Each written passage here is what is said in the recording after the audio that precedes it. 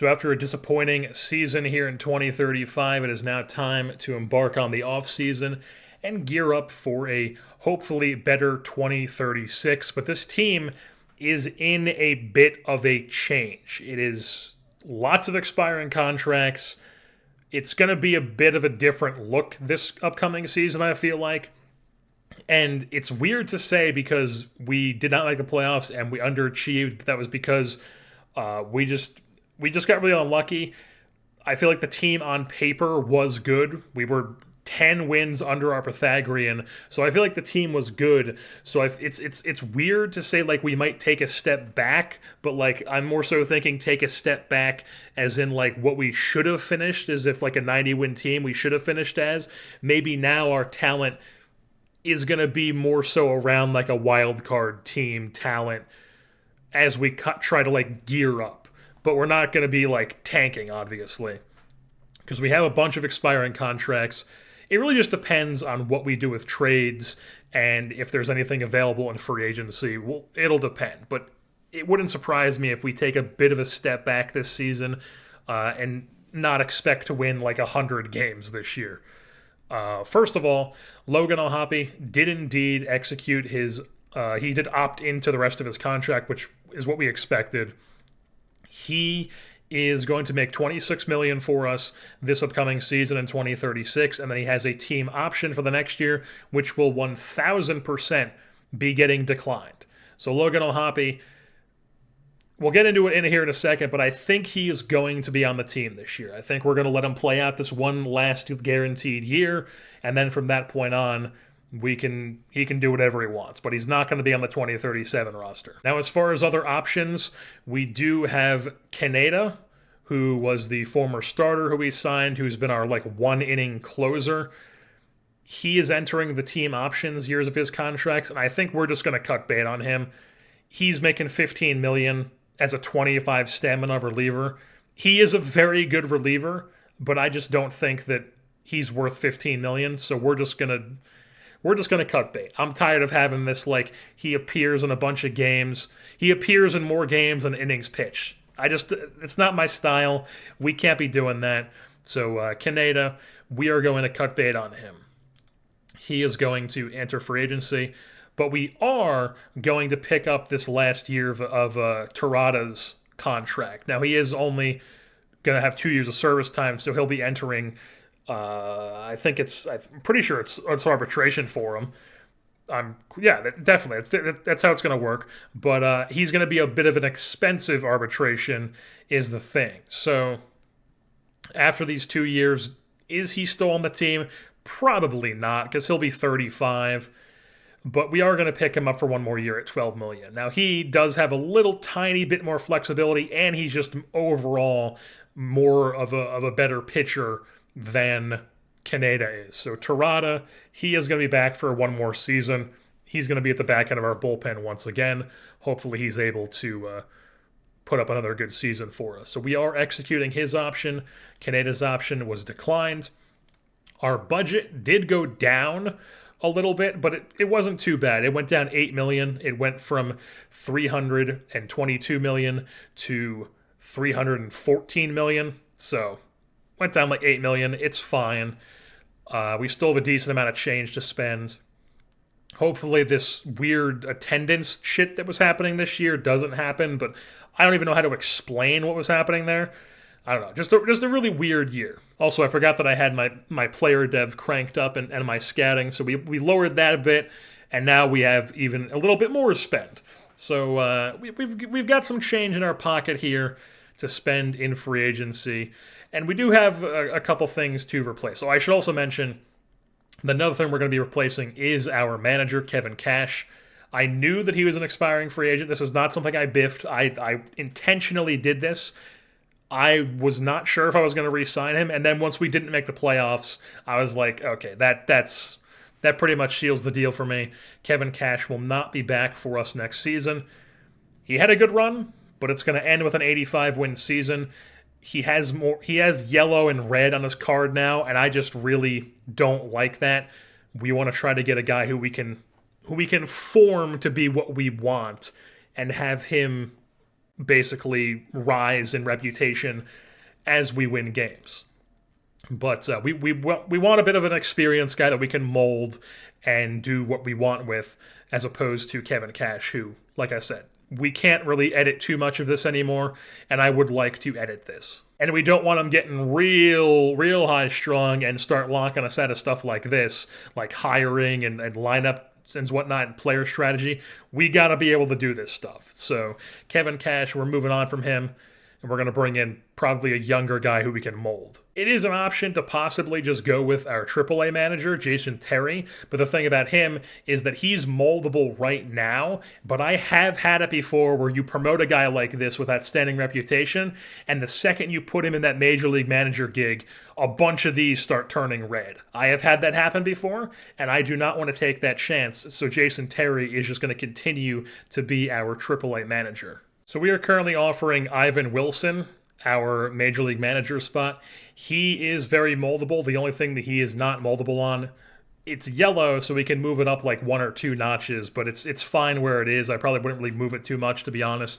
Everything else here is green, though, which we'd love to see, so we can do whatever we want with that.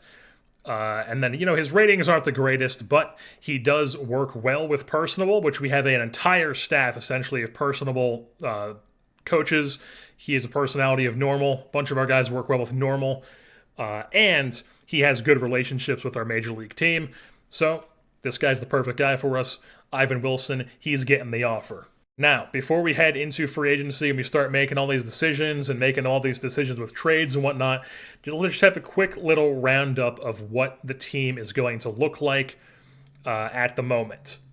As you can see, there are not a lot of pitchers that are going to be returning.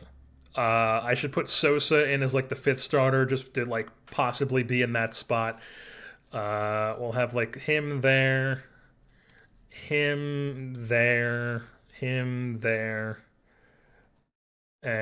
him there. So yeah, these are the guys who are currently going to be on next year's team. Lampkin is back as the ace. Josh Flynn is arbitration, only $4 million. We'll probably try to sign him to possibly an extension, just get him locked in through probably like maybe buying out like 1 or 2 years of free agency. It depends. We'll see. Mike Hoskins, gonna make a decision on him too. We're probably at least gonna sign him through arbitration, I would say. Not sure if we're gonna commit too long term on him. I just think that a lot of these, like, I don't know. I feel like I constantly talk about how, like, everybody is wrecked once you get to these, like, super late seasons in a sim. So it's like, it makes me feel like a lot of these guys who are fragile, like, maybe I shouldn't be, like, as cutthroat with them. Because, like, basically everybody gets fragile, and it's not like he's ever really had a serious injury. So Mike Hoskins, I think we're going to be a little bit more so leaning towards acting like he has a normal injury proneness as opposed to a fragile, just because everybody gets wrecked, and like if he's not wrecked, it's fine. Well, it's not fine, but you know what I'm trying to say. I think I kind of put too much stock in that, I think. But Lampkin, Flynn, Hoskins is our 1, 2, 3. Then we've got like an open spot as like our 5th, 4th guy. Sosa could develop into that 4th guy, but right now hasn't really proven anything. I do still think he can be good for us. We're probably going to give him another shot as that 5th starter, but I think we're going to be either trading for a 4th starter or picking one up in free agency, and then on top of that also getting some depth pieces who could give us some innings in the rotation as well. As far as in the bullpen, we're bringing back Terada as a back-end stopper sort of guy. We've got Spainhauer, who we're very excited about to have for a full season. He just won it says right here, the 2035 Southern League Reliever of the Year. He just won that award. We're very excited to see what he can do for us. A 20th round pick for us. Shamar is back. He is an arbitration, but it's a very cheap arbitration, so he'll be back this season. Dan Brannick is a possible arm we could have in our bullpen as a lefty. He was a 4th round pick of ours. Former starter who got hurt and now has 30 stamina, but could be a decent reliever for us. Juan Machua, he's somebody who I'm starting to kind of lose faith in, but we still think he could be like a decent relief option for us, so we're probably going to give him a chance at least. Lupe Molina is still around in our organization. He also is not Rule 5. He is not arbitration eligible, but he doesn't have any options. So he is not very flexible. We'll have to see what we do there. Might try to pick up some flexible options here and through trades and whatnot. Jared Gillig is a former first-round pick we picked up from the Giants. He spent all of last year in AAA, split between the rotation and the bullpen. Was not the greatest. His ratings aren't the greatest. Maybe we give him a shot, maybe not, but he's just a part of the team, and he's also not flexible. So we'll have to see. But basically, it's Terada's 100% going to be a part of the team. So is Spainhauer and Shamar. These two guys are like the next tier of guys who I think could be spots in the bullpen. And these guys are guys who are like, they could, but I'm probably leaning towards like pushing them out for more flexible options. Whether that's through the system or whether that's through trades, we'll have to see. But the rest of these guys are all guys who are not going to be back this season. Trey Savage was on a 1-year deal. We're not going to commit long-term to him, I don't believe, unless he wants like a really cheap extension. Okay, we might be interested in this. We might be interested in giving him, well, I'll talk a bit about it. I'll talk him into maybe trying to take off a couple million here or there or whatever, but I am not opposed to doing this. He was solid for us last year. I would be more than fine having him back to be our fourth starter. That's fine by me. So Trey Savage might still be a part of the team here. Let's just throw him in there just to signify that. But Ben Joyce, he's walking. Noah Schultz is walking. Kaneda's walking. Petty's not going to be back. He's walking. Whitman's walking because he's going to want some like ridiculous extension for being like a bullpen guy. Jose Lopez, I would like him back, but he is once again at this point where he puts up a good season for us, and now he's like, hey, pay me like I'm an elite reliever at age 37. And I'm like, how about you fuck off and go to free agency? So that's what he's going to do. He's going to go free agency.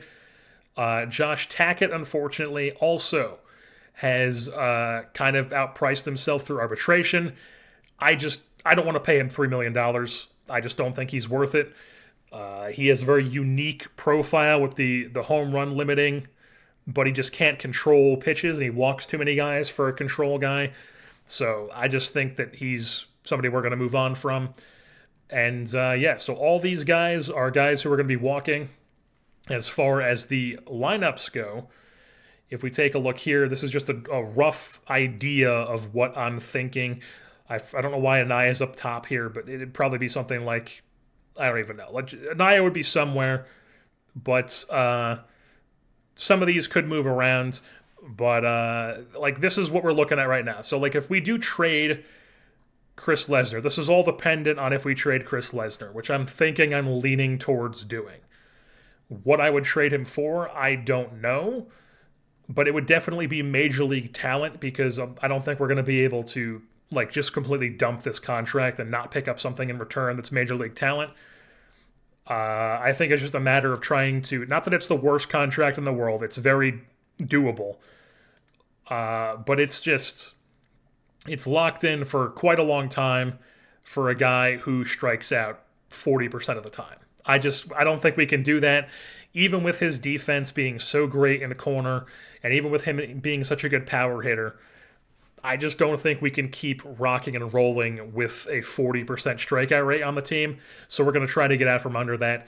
And I'm thinking that Suzuki and Van Wijngaarden are going to be our corners this year, with Canalate and then Clancy being the backup main outfielder. He'll probably back up all three positions so he gets time everywhere.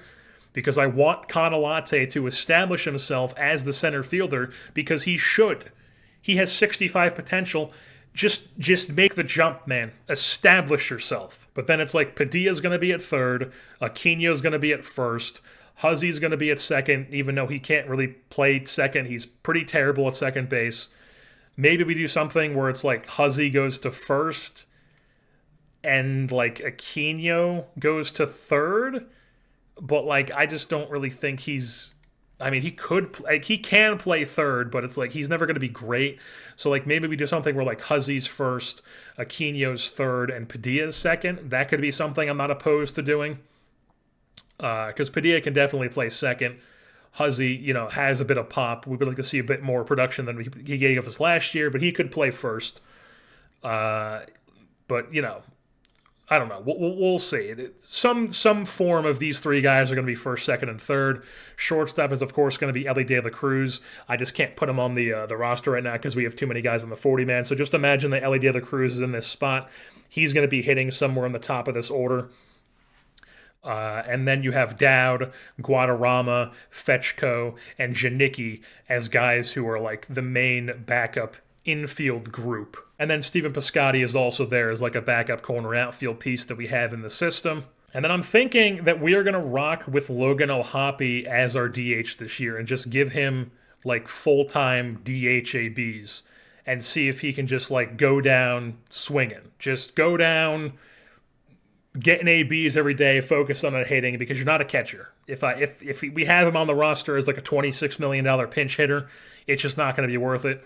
But I think we are going to run with him as the DH since Soto's not going to be back because that's another thing that we need to talk about is that so like Merrill's not going to be back. Soto is an expiring free agent. We're going to trade Chris Lesnar most likely. And we've got some guys moving on. And the thing is, Soto is not eligible for compensation either. We cannot QO him. Same with Joyce, Whitman, and Yasavage, but we are thinking about re-signing Yasavage.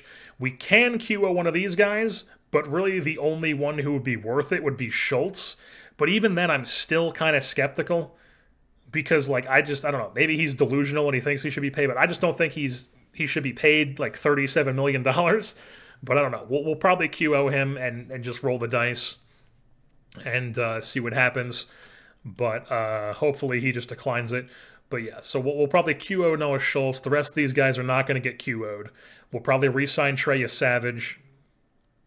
The rest of these guys are going to be walking. And yeah, Soto, I mean, is it crazy to be like, he's old, but like, is it crazy to be like, I would possibly offer him like 3 years? I mean, he's Juan Soto. He's Juan Soto. He still gets on base a ton. Letting him walk would just open up a giant hole at the top of our lineup. We do not have like an OBP dude to put at the top of the lineup that's not Juan Soto. There's Juan Soto, and then there's just nobody else. Like Van Wingarden, he had a good OBP, but he's not an eye guy. He's not a guy who's like a leadoff hitter. Aquino is a bopper. Janicki is not a bat like that. Neither is Dowd. Neither is Haggy. Suzuki, not really an OBP guy. Kanalate could be if he like actually like figures it out. But we don't really have like a top of the order leadoff guy. And it's like he's old, but he's Juan Soto. I don't know. We might possibly re-sign him, especially if he's going to be asking for something like he was making $30 million. If he's going to ask for less than that, like if we go something like 3 years, this is like maybe not guaranteed, but like a vesting perhaps. Like you need, I don't know, 550 plate appearances. We drop this down to like 26, this to 25, this to 25. How do you feel about that? He does not like it. He just wants to go back up to this, and it's like, I'm not opposed to this number. Oh no, he has it at 3. So it's 3 years, but it's a third-year player option. What if we give you a team option? Would you do that? He would. I think we're going to do this. I think we're just going to do this. We're going to say, hey, Juan Soto, come back, 27.6 this year, 25.6 the next year, and then 25.6 again, but it's a team option. I think we're going to do that. That makes sense to me. So Juan Soto, we're going to bring him back.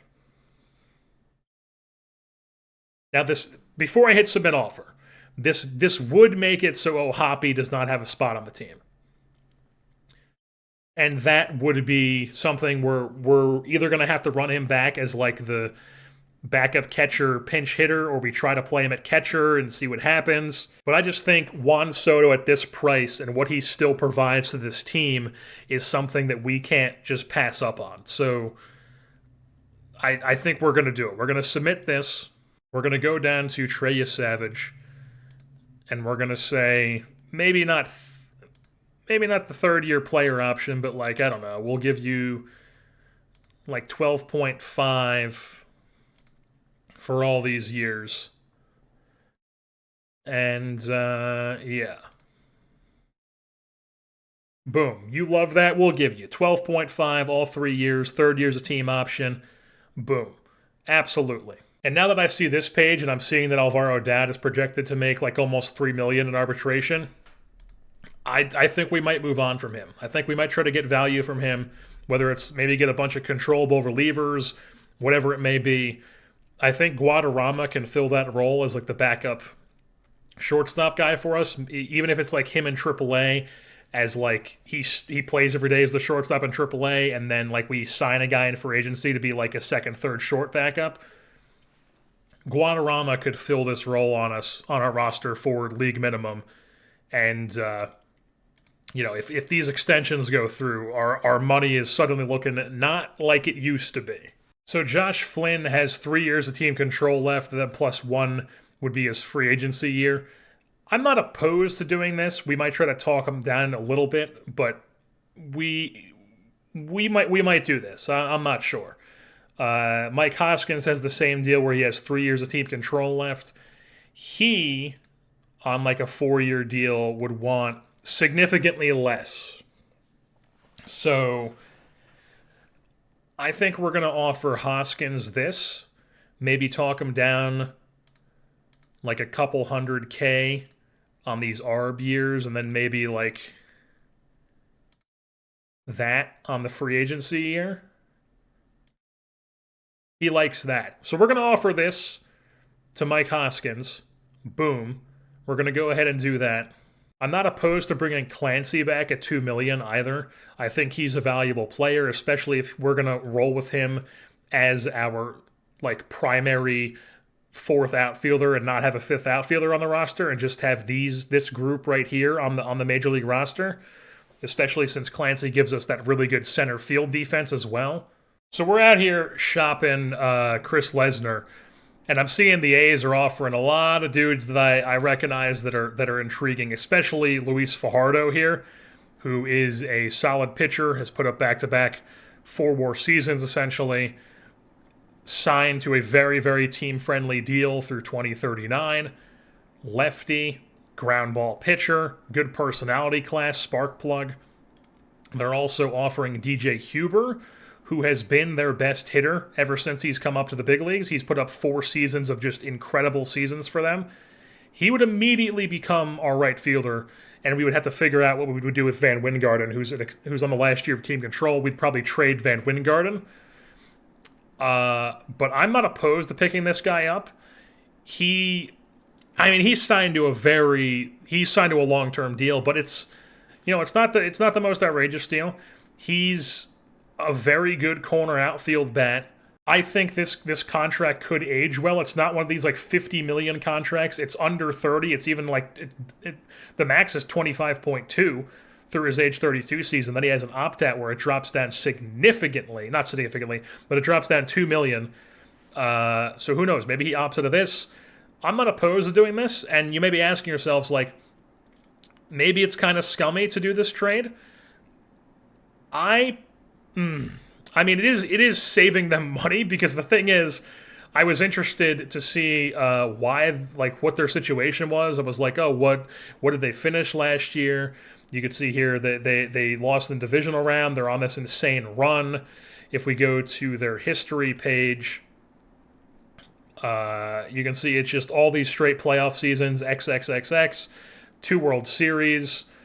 They're on a really good run right now. But the thing is, you take a look at the front office page, they are the 30th budget in Major League Baseball, and they have the 5th payroll. They are negative $87 million in the red, even with attendance peaked. Their budget's going up this much, even with the budget going up that much, still the 30th budget in the league. And they are just massively outspending their budget. I can't imagine they're putting like anything into player development. Yeah, no, their player development is like is comical. I can't see what their scouting is, or maybe I can. Yeah, their scouting is also comical. They're really hampering their future with how much money they've spent past their budget. That's pretty insane. Now, trading for Lesnar, it definitely helps them, but I mean, it doesn't help them get out of an $87 million red. I don't know. I think that Huber could help us a lot, but also at the same time, like trading Lesnar for Huber straight up seems like, I don't know. It's like Huber is not as good defensively. He's actually not a good defender at all, really. His value comes entirely from his bat, whereas Lesnar's value comes from entirely the power and his defense, and he has good running, too. So, like, I don't know, maybe I'm looking at this bat and I'm like, okay, well, I think Huber's got the better overall bat, but, you know, you also have to factor in the fact that Lesnar is a 10 ZR player, and he's making significantly less than Huber. I don't know. Maybe we just keep rolling with Lesnar. But I just think this strikeout percentage is just it's just not something we can keep doing. But I am interested in doing Huber. I might even go like Huber and then also give them like some sort of like mediocre prospect attached to it to make it a little bit more fair. But I am interested in doing that. The Phillies are also offering some decent stuff here, like this guy, Tiziano Pesaresi, Venezuelan, third baseman, and can play all over the infield, mainly just second, third, and first. I would never play this guy at shortstop, but good personality class. He's also been very good for them. Ever since he's been in the major leagues, he's just been a consistently good 2 to 4 WAR player with like a 125-ish WRC plus. Very consistent at the plate. He has 2 years of team control. They would both be quite expensive through arbitration. They went 81 and 81 this season, so they're coming off a not great year. I also don't think they've been great in general. You know, they have not made the playoffs since 2030, so they are definitely like somebody who would be willing to trade somebody like that. So maybe Tiziano here is the move for us, is what I'm thinking. I could play him at second base, then we figure out what to do with Huzzy. Alrighty, so we are going to go ahead and pull the trigger on this. We're going to figure out our infield situation, but Tiziano Pesaresi, however you say this guy's name, we're going to pick him up from the Phillies along with Luis Aguirre, something like that, right-handed pitcher. Could be a possibly starter, but probably more looking at him as reliever. He is somebody who they've kind of put in a bunch of weird spots in their organization. It was in Jersey Shore last year for them as a 23-year-old, which is weird. But we're going to trade for him. And then we are sending Chris Lesnar to the Phillies along with this Julio Garza pitching prospect who they said, like, hey, throw in one of these guys. So we're throwing in this guy. And we're going to make this trade. So Chris Lesnar, this contract is going to go to the Philadelphia Phillies and his 40% strikeout rate. And we are going to get Tiziano here, who is a bit expensive this upcoming season and next year, but he should help us, and he should help us with a big power bat, does not strike out, has a decent stealing ability as well. I'm excited to see what he can do for us. So we're going to do this. We're going to make this trade. Boom. Just like that. Fan interest almost crashed because Chris Lesnar is a big fan favorite, but you know, we had to do it. The 40% strikeout rate. I just could not keep seeing that happen. Oh, another thing I forgot to mention is Ernesto Pimentel here, who was our 5th-round pick in 2033. He has really risen up the minor leagues here. He had a really good stint in rookie ball in 2034. 2035 came up to A-ball and was just fantastic through 10 starts, so we sent him to Double-A, and he was even fantastic there through 87 and 2/3 innings, 17 starts. As you can see here, he's got a 60 potential. He's looking like he could be a dude. Once again, I'm pretty sure this fragile is new on him.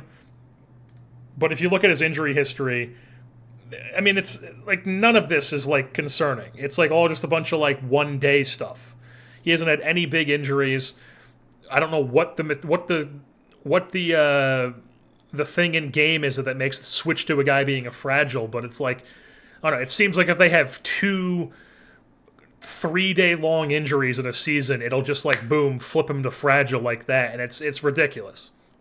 But anyways, this guy is somebody who we are looking at to be part of our future here.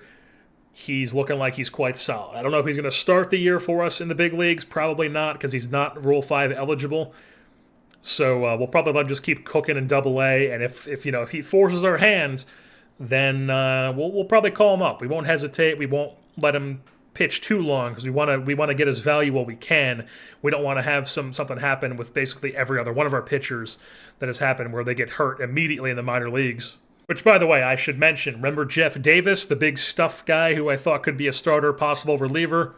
Well, guess what? He tore his rotator cuff 2 games into his pro career. So I made a goof, and I accidentally simmed, or not accidentally, I just totally forgot to do the development lab on the first day of the offseason. So as far as I'm aware, I don't believe we're going to be able to squeeze in 2 full sets of player dev, but we are going to be able to squeeze in a couple fielding improvements, because as the more I looked at it, there weren't really too many guys that I wanted to see, so we're trying to basically get some of the guys on like the edges of the roster into being like legit pieces for us, essentially, aside from Canalate, where we're trying to be like actually make him break out here. So first guy, Canalate, putting him in for plate discipline. We're trying to turn him into like a super OBP, get on base, steal a bunch of bases, play some really good defense guy for us. The eventual leadoff replacement, possibly, for Juan Soto. Obviously, we would need Canalate to really break out and show that we want him long-term, but that is the hope with him. So we're putting him for plate discipline.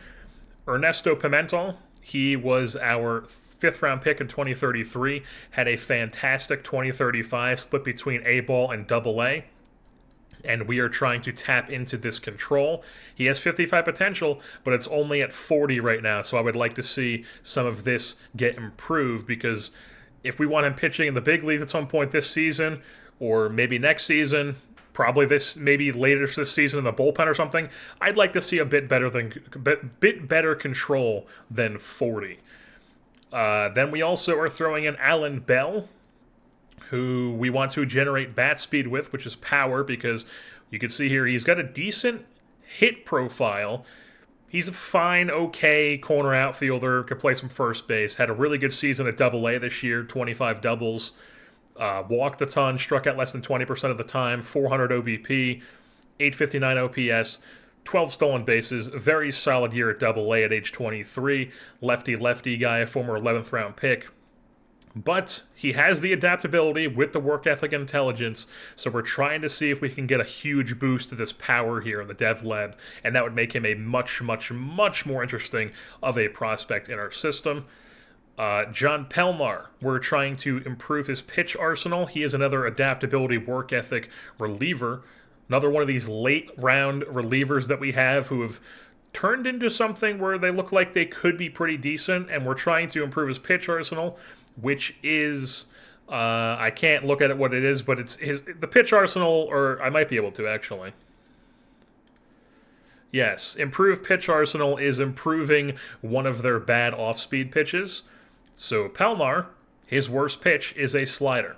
So I figured, hey, let's try to improve his bad off-speed pitch and see if we can turn him into a pretty solid reliever for us. He's already somebody I would very much look to call up at some point, but if we can get this slider ticked up a bit, that would be very intriguing to me, and I figured he'd be worth it since he has the adaptability and work ethic.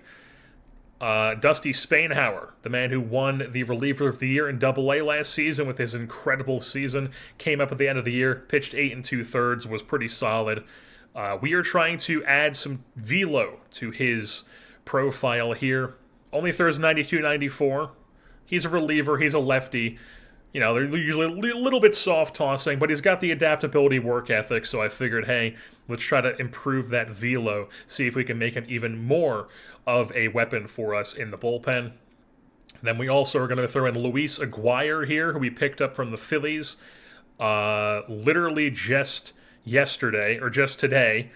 We're going to throw him in the lab, try to improve this control, and possibly make his starter outlook a bit better. Because of right now, he is a current borderline starter, future starter. He's got 3 pitches. This 4th pitch doesn't really matter to me. But he's got 3 pitches. They're all like average at least. He's got decent movement. If this control can get up to 50, suddenly he's looking a little bit more interesting as a possible starter. Not a top end of the starter, obviously, but like a 5th guy who can give you innings if he needs them, which, you can always use depth. He throws hard, too. So I figured it'd be worth going for the improved control. Plus, he also has high adaptability. Steve Hagge, these last 2 spots, we were going to try to go for defense and then get a couple other guys in there when these guys finish their training program. So Steve Hagge, we're trying to improve that defense at catcher. We would like him to be our everyday catcher. I like his bat. I think his bat is going to play. It's just his catcher is not the greatest, but it's not like awful, but it's also not the greatest. If we can get a boost to this, that would be fantastic because I would like him to be the main catcher for us. Then we're also throwing Suzuki in to improve defense at left field because, self-explanatory, he wasn't the worst left fielder this season, but we would like to see possibly maybe we can improve it to where he's a decent left fielder. Maybe this range goes up to 60 and he's actually pretty decent, and he's got the adaptability with the intelligence, so I figured it would be worth going for. And it is improved defense at left field, unlike last season, because he actually played the whole year at left field this year, so the game recognizes that he is a primary left fielder. So that is our Dev Lab choices. We will check in with this once again towards the beginning of the season. All right, so we're going ahead and we're trading Alvaro Dowd to the Seattle Mariners for a piece that's actually going to help us this season. And he has a decent amount of team control. I think he has like 2 years left on team control. So Alvaro Dowd, who is no longer a starter for us, doesn't really have a role on this team. He's just kind of like a really good infielder, but he's not going to hit.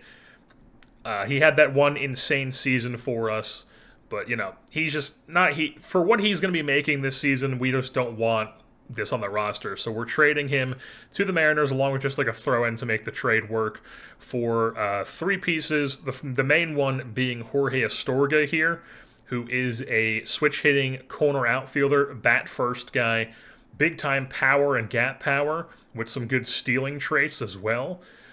Somebody who's just never really gotten a shot to be like an everyday starter for Seattle, and I'm thinking that he is going to get a shot for us because he has, maybe not this year as like an everyday player, but definitely next year, I'm thinking, because I think we're going to hang on to Van Wijngaarden for this last year of team control. He'll probably play every day in like one of the corners, and then Astorga will mix in with Van Wijngaarden and Suzuki and get a good mix of those guys going in the corners.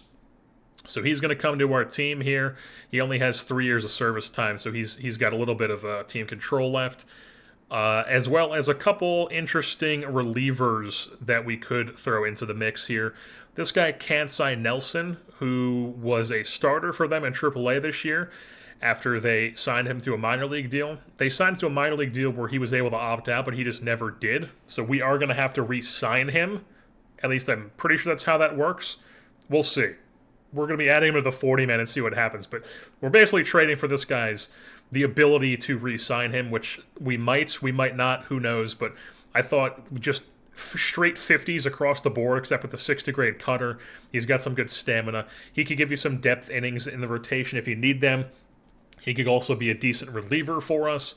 So I was like, hey, we're going to pull the trigger and get this guy with the deal. And then also Danny Holcomb, who is a super, super nasty reliever here. 35 stamina too, but he has 30 control. So he throws hard. He has an insane fastball curveball combo, 70 grade stuff potential, currently sitting at 60. But the thing is, he has no clue where it's going. So a bit of a loose cannon, but he does have that super high K potential, so I figured he was worth picking up as well. So we are trading for Danny Holcomb as well. So those are the three pieces coming to us from the Mariners for Alvaro Dowd. And then we are also going to go ahead and trade Josh Tackett to the Boston Red Sox. Remember, Tackett was somebody we picked up from the Colorado Rockies. He was a former #1 overall pick out of Austin Peay. Never really panned out. His control has really limited him. And for, he's somebody that I would not mind having back.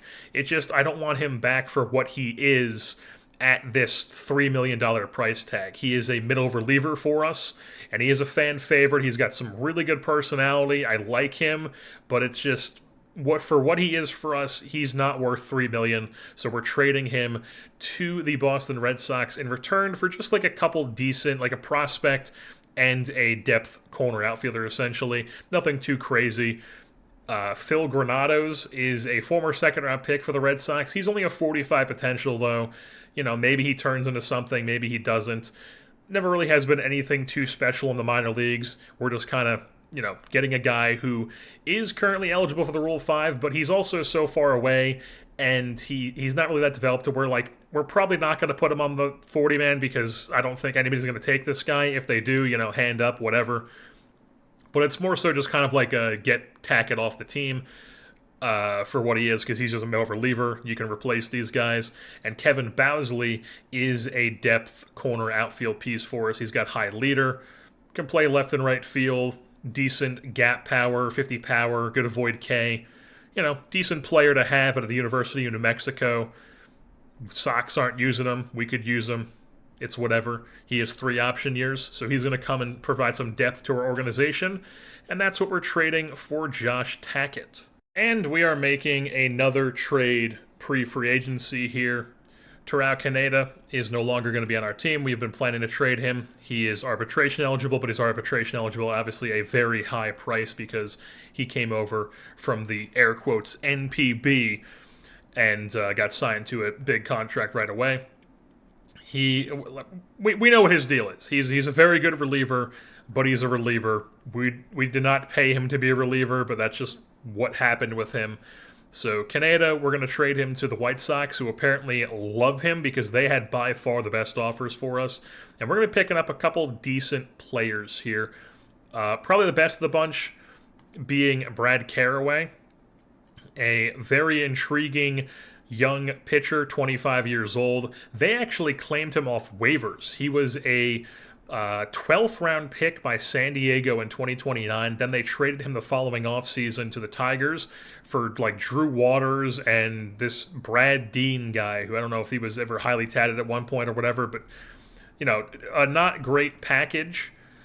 And then he was with Detroit for a while, and then he just got waived last year in June, and Chicago claimed him.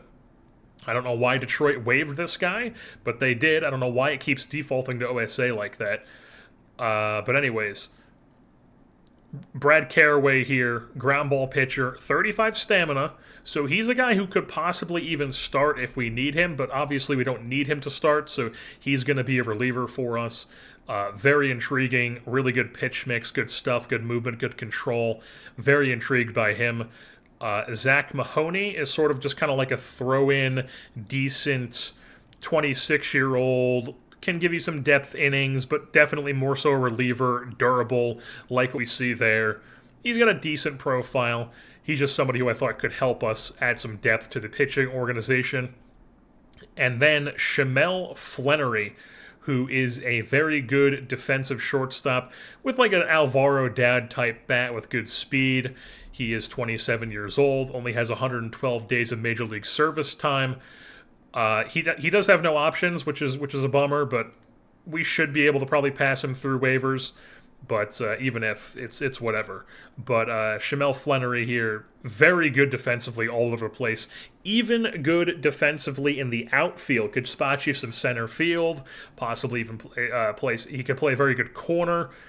He's an intriguing defense speed. Defense and speed guy. So, but the thing about him is he also has a outspoken personality class. So we're picking up a guy who could possibly disrupt a locker room. Also, just from a very, very nasty Mater Dei high school, just absolute sicko shit. All right, time to take a quick look at the awards around the league. The National League MVP was Mike Sweeney of the Texas Rangers. He's somebody who's kind of bursted on the scene the past couple of years, puts up an 8-WAR season, leads the league in WRC plus, home runs and ribbies, slugging and OPS. I mean, this guy is an ideal player. Great power, great eye, doesn't strike out. 80 grade player. He's a fan favorite. He's got a ton of good personality traits here. I mean, you love what you see there. He wins MVP for Texas.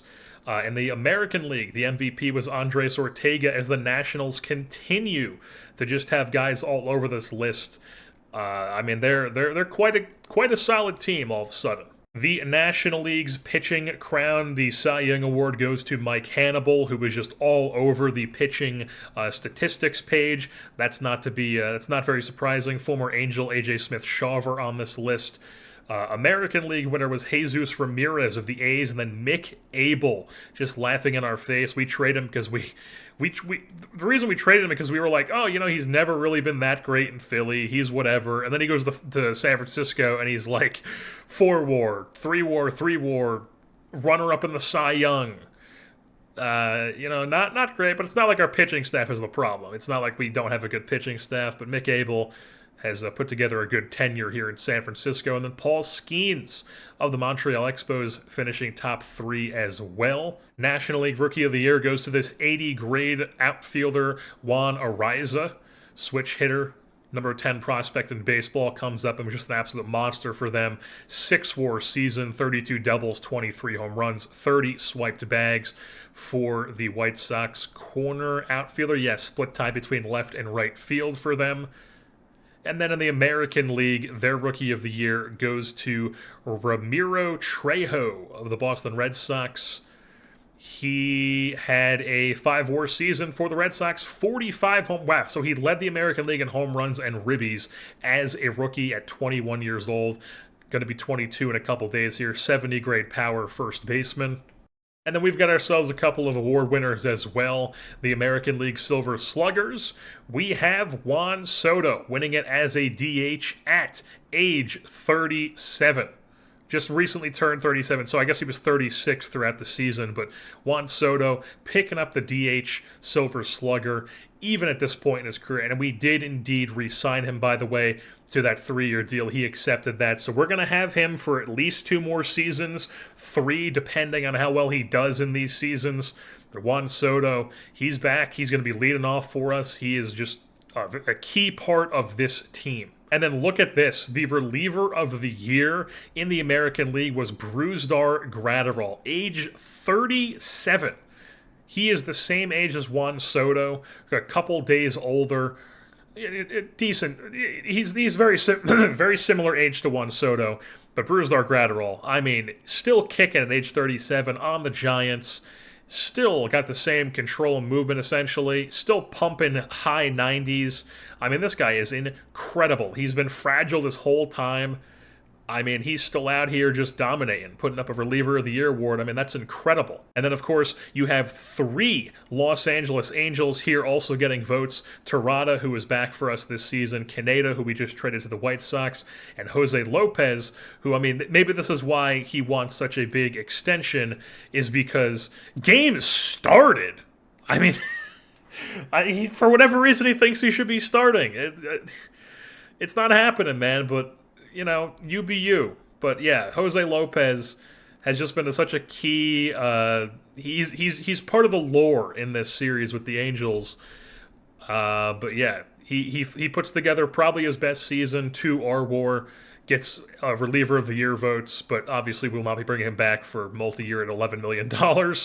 Who knows? Maybe he's still kicking around 2 years from now and he's in for agency for like a $1 million contract, at which point, who knows? Maybe we bring him back, maybe we don't. Who knows what happens? And then once again, Ethan Salas winning a Gold Glove at catcher.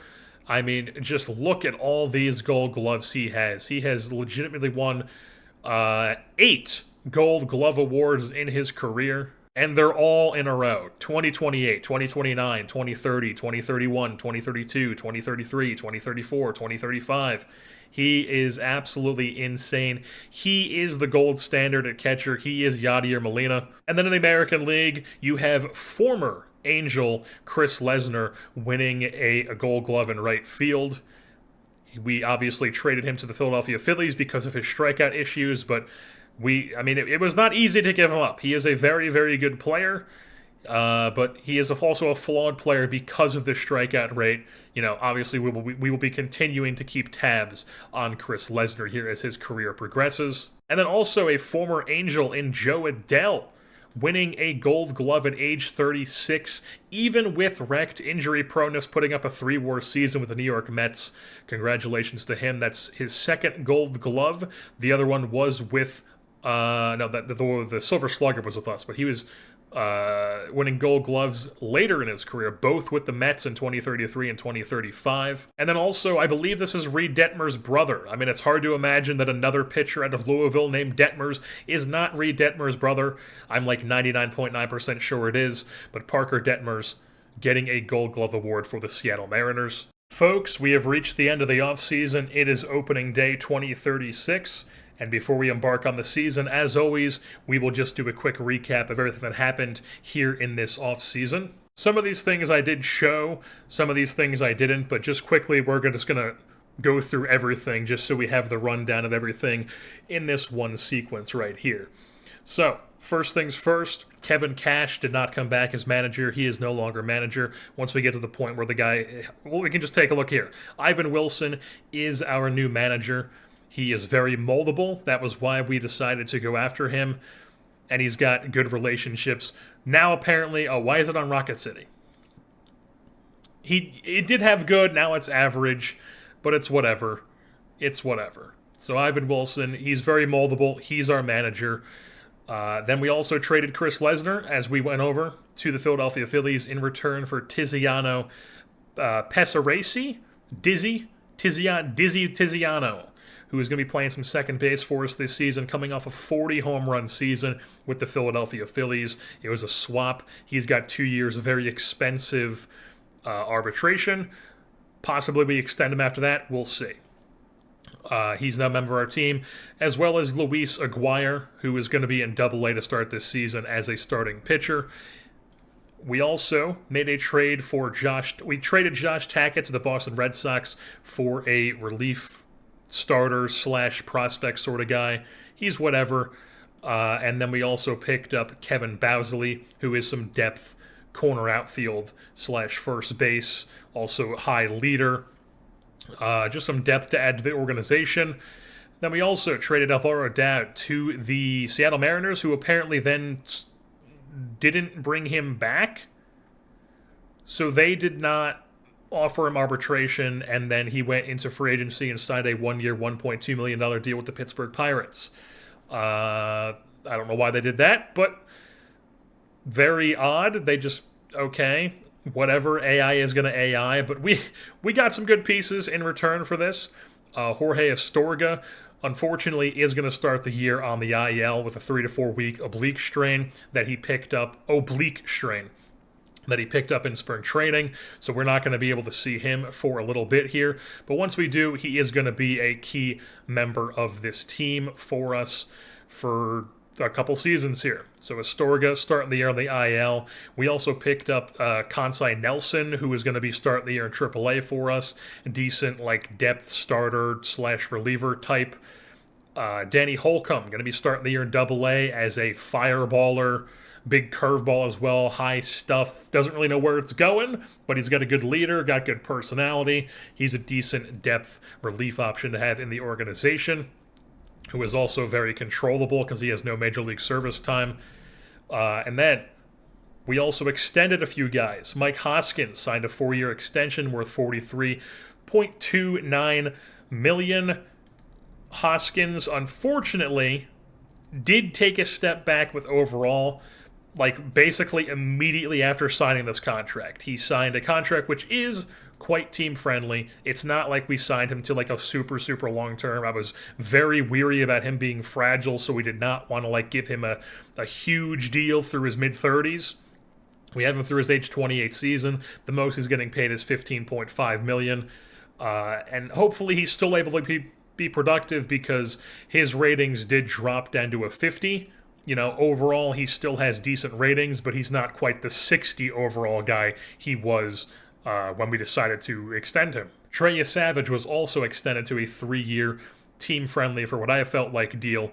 He is going to be our fourth starter this season, 32 years old, going to be 33 very soon. Very team-friendly. 2 years guaranteed at 12.5 at age 32 and 33, and then he has a team option for year 3, which most likely is not going to be picked up. So 2-year deal for Trey Savage to come back to our starting rotation. We also extended Juan Soto to a 3-year deal. The 37-year-old is back for another season. 2 seasons guaranteed here in Los Angeles at 27.6 and 25.6 before there's a 3rd-year team option.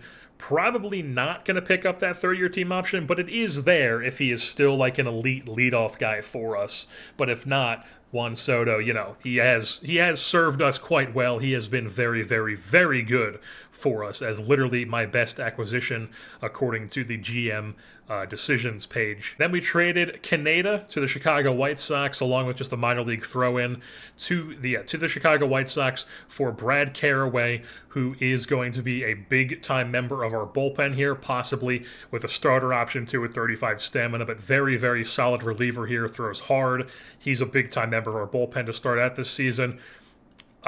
Zach Mahoney started the year in AAA, but I would imagine that he gets some time up in the big leagues at some point in his tenure here. He's some depth to add to the bullpen. He also has 1 year of option left as well. This is after sending him down too, so he still has next year worth of options as well. Shamel Flannery, who is a glove-first speed guy who we picked up in this deal. He's our backup shortstop right now, as Guadarrama had options. He did not, so Guadarrama's in AAA. And Shamel, who's probably going to play a decent role on our team this year, which reasons I will get into in a little bit. Noah Schultz did indeed reject his qualifying offer. He hit free agency. We get a 2nd-round pick in compensation for that. He signs a 2-year deal with the Pittsburgh Pirates. You know, he was asking for like $37 million extension, so that's why we were able to QO him. You know, he'd be making more money if he took the QO. So, sucks to suck. Noah Schultz, he's in the Pirates. They're probably not going to be good because they've never been good. Jose Lopez is still a free agent out there. What is he interested in? We could possibly do something like this. We'll look into that, possibly. Who knows? But he did not sign with anybody. Chase Petty signed with the Milwaukee Brewers. 1-year deal, and then Ben Joyce is actually in our division with the Seattle Mariners now on a 2-year deal, 13.5 for both years. The 2nd year is a vesting option that requires 40 games finished. One of our minor signings we made was Tyler Thornton. When we signed him, he had an 80 grade stuff. He is a bit older. You can see here it was an 80 grade stuff. It's dropped a bit ever since we signed him at the start of this season. It's dropped. But still decent enough to where we're giving him a look here to start the season. Another guy who throws, just has absolutely insane stuff, but doesn't know where the hell it's going. We're trying to see if we can get him to be like a decent guy for us. If not, you know, he's on a literally a league minimum deal, so we can just cut him. It's no big deal if he does not pan out, because he does not. He has refused to be sent down already. So if he does not work out, we'll cut him. We have plenty of guys in the organization who can come in and fill his like middle relief role that he's giving us. We also, you'll see, signed this Japanese guy who came over as a fictional free agent, as an already developed guy, 23 years old. We signed him because when we signed him, he was only medium scouting accuracy, and his movement was much better than this. And then when it came down to the roster crunch of deciding who to cut or who to waive, he was just the worst guy available, so we just had to waive and DFA him. When I signed him, he was a 50 because it was a scouting accuracy medium. We ended up scouting him more, and the home runs allowed was just not going to be playable in our ballpark, so we waived and DFA'd him. San Francisco claimed him. I don't know how he ended up on Milwaukee. San Francisco waived him. Now he's on Milwaukee. What a journey for this guy coming over from the NPB. We also signed another reliever, Chris Croxton, who unfortunately is on the IL to start the season here. As you can see, 2 to 3 weeks with a fractured shoulder blade. Yikes. But he is one of many buy low relievers we went out and got in this free agency class. We did not make any big swings in free agency. It was a lot of exciting buy low younger relievers that we went after. This guy is one of them. Lefty from East Orange, New Jersey, ground ball pitcher, throws hard, has some very intriguing ratings with the high movement, the good stuff that could even improve, good fastball, good slider that could be insane. Really good hold runners, high leader intelligence. I plan on him being a member of our bullpen here. Probably, maybe once he comes back, probably Thornton is gonna, Oh, we also signed him to a 2-year deal. The second year is a team option. He would not budge off the 2-year deal, so I was like, screw it, whatever. We'll give you a team option. It's whatever. Then we also signed another interesting relief young guy, Juan Campos here. When I signed him, he was a closer, now he's a reliever. Juan Campos, another lefty. I just thought had very interesting ratings. He's got 35 stamina. He's got some really intriguing, a lot of green, possible 60 stuff. 4 really solid pitches here, good hold runners. He was really good in AAA last year with Lehigh Valley. Just an interesting player. We did have to give him a decent contract, 2 years guaranteed, but less than $2 million for both years, in age 25, 26, and then he has a team option for the third year because he would not budge off 3 seasons. So we're just like, hey, we'll make it a team option. It's whatever, but I think this guy is going to be a pretty decent reliever to have around. And as you can see right here, we are currently 1 player over the roster limit. We'll get into that in a second. We also have multiple other injuries. Terada tore his back muscle in spring training, so that's a big hit to our bullpen, and now it's going to be on a lot of these young guys that we signed to team up with guys like Shamar to really solidify our bullpen. It's going to be a big loss. Terada will come back at some point very late in the season, assuming he does not have a setback. Very unfortunate, but it is what it is. We're going to have to deal with it. So right now, our bullpen is going to be, they're going to be, a lot of guys who have not had big roles are going to be asked to step up and have big roles for us in the bullpen to start this season. And we'll have to do some patchwork, but that's why we signed so much depth. That's why you have depth relievers, is because they're volatile, they can get hurt, they're pitchers. So Terada, going to be missing 4 months. Frank Anaya, he's also out for 2 to 3 weeks with a sprained ankle. I was planning on sending him down to AAA and having Cuevas and Haggy be our catcher tandem anyways. So once he comes back from that, we'll just send him to AAA anyways. We already talked about Astorga and Croxton on the injury list. Ellie De La Cruz was injured because, very unfortunately, he is now wrecked. It's really, really bad. He came off this disaster season for us last year in the first year of his contract, and now he's wrecked at age 34 after being fragile for 8 straight seasons and just still posting. Comes to us, immediately tears his meniscus, now he's wrecked. In spring training, he had a high ankle sprain where he missed 3 weeks. It has not gotten off to a good start here in Anaheim for Ellie De La Cruz.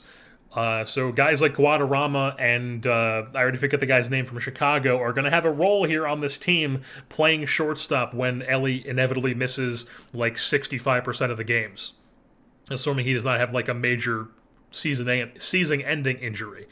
But Ellie, we've got him signed for 3 years guaranteed this year, 2 more years after this, and then a team option, which we'll definitely not be picking up. But right now, it's not looking great.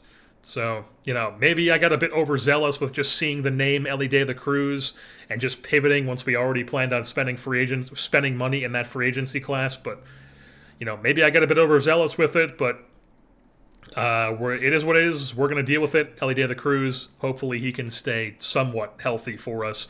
I mean, the Yankees just had Dylan Cruz with erect injury proneness win Gold Glove in center field to win a World Series. So it's possible. But then the reason we are currently at 27 out of 26 is because I was waiting to do this until I did the recap.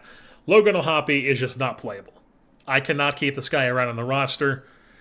He's making $26 million for this season. He's got a team option after this year. Fortunately, if we cut him, we only have to pay $26 million.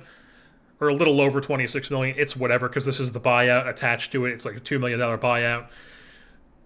It's whatever, but we have to bite it. We have to deal with it, because we can't. We can't have this guy on the roster. He has no place in the roster. He's not good enough hitter to keep around. He can't catch whatsoever. He can't play anywhere else. Logan O'Hoppe served us very, very well here for a long time, ever since the start of the sim. As you can see from all these years, he was a key part of a lot of deep playoff runs. Or maybe not deep, but a lot of playoff runs, a lot of good teams here in Anaheim. But, last year, the last 2 years, really, he fell off a cliff, and he just has zero role on this team whatsoever anymore. So Logan O'Hoppe, we salute you, but you are going to be released. And we're going to add 28.6, which is already on the player expenses anyways. We're just paying him to not be on the team, because we can't do it. So Logan O'Hoppe, we'll throw him on the interesting list, but I highly doubt anybody signs him. And then just a quick run through the preseason predictions here. The Philadelphia Phillies Expos are projected to finish second in the American League Metro Division. Bit of a down year, it looks like, in this division. After the Yankees win the World Series, they're now projected to win 78 games. But a big logjam here at the top with the Phillies, the Expos, the Nationals, and the Mets. The American League Pacific Division, it is projected to be the A's and the Giants with 95 and 94 wins, the Mariners with 91, and then we're projected for 79. But we've outplayed our projections before. I think this team is a better than 79-win team. Maybe I'm biased, but I just think we are. The National League side of things, in the Great Lakes Division, the Detroit Tigers are projected to win 90 games, with the Cleveland Guardians 1 win behind them with 89, White Sox with 85. And the Miami Marlins, only team projected to win 100 games here. They just continue to wreak havoc. They continue to be an absolutely insane ball club, with the Astros right behind them winning 90 games.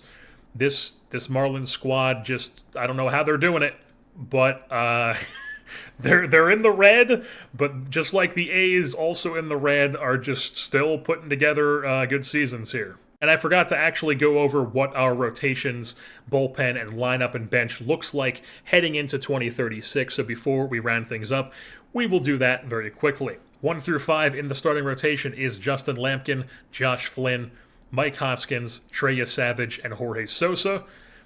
In the bullpen, it is Brad Carraway as our stopper, 7th in close game high leverage. Then we've got 2 setup guys in Shamar and Dusty Spainhauer, both coming in 6 or later, also high leverage. Dan Brannick, Juan Campos, they are the top tier middle relief guys, specialists and stopper secondaries. Tyler Thornton's middle relief, avoid high leverage. And then Ernesto Pimentel is actually making the Major League roster here to start as a guy to ease into his Major League career.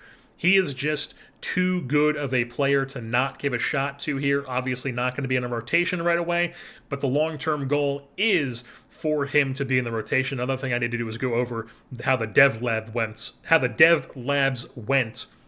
As you can see here, his control did improve a little bit, so little hint there.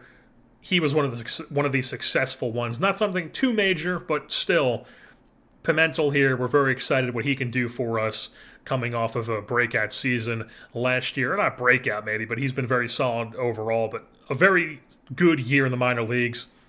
He's going to start the year in the major leagues, and we'll see what he can do. On the lineup side of things, this is the same thing for righties and lefties. The starting lineup is Juan Soto, DH, Ellie De La Cruz short, Tiziano second, Chris Aquino first, Juan Padilla third, Suzuki in left, Haggy catching, Van Wingarden in right, and Canalate in center. The reason why Haggy is above Van Wingarden is simply because we want to break up this 3 righty situation we have here. We don't want Padilla, Suzuki, Van Wingarden, and then Haggy.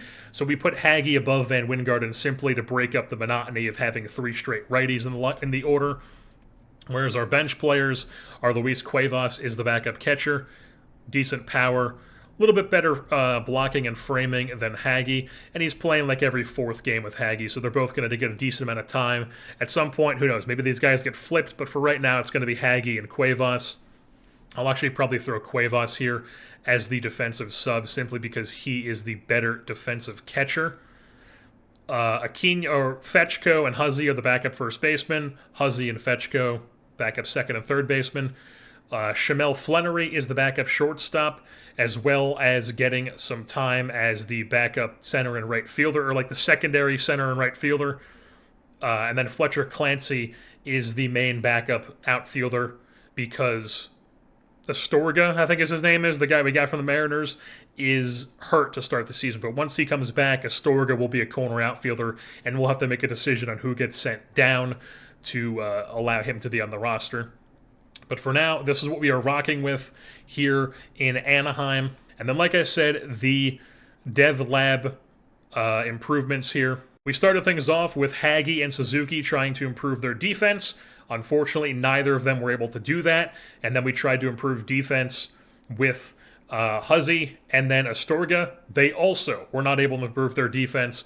But then we tried to make Aiden Huzzy learn a new position, so he actually has the ability to play a little bit of a left field now. You know, it's not great, but he has the ability to play there like occasionally if you ever need him to in a pinch. Just to add some versatility to him. Suzuki did improve his stealing as well. That was a successful program. And then the big ones, Kanalate did not improve his plate discipline, unfortunately. Pimentel apparently did not improve his control, but this definitely went up from 40 to 45. Alan Bell did improve his current power, so he is a very intriguing bench player to have now, with his power now up to 45 and his potential even up to a 50. So definitely more of an intriguing player to have now. He's in AAA to start the season. John Pelmar in AAA to start the season did not successfully improve anything. Dusty Spainhauer did not improve his velo. Luis Aguirre did improve his control by 5. As you can see, it is currently 50. He's starting the year in AA. David Vigil we threw in to try to improve his defense in center field. He did not do that. He's a former top 10 round pick for us. Decent defender with a decent gap power and speed profile, coming off a really good season in A-ball. And then David Wells, we tried to make him learn a new position. He did not do that. He is a big bopping first baseman with high adaptability and work ethic intelligence, so I just figured we would try to do something to make him more versatile on defense, because right now he's a bad first baseman, DH, and that's what he is. I was very, very skeptical he was going to learn like anything. I thought maybe he could like get some boost to like left field or something, but I figured it was worth trying. He did not get it, but Dave Wells is an interesting first base type to keep an eye on as he climbs the system, starting the year in Rocket City.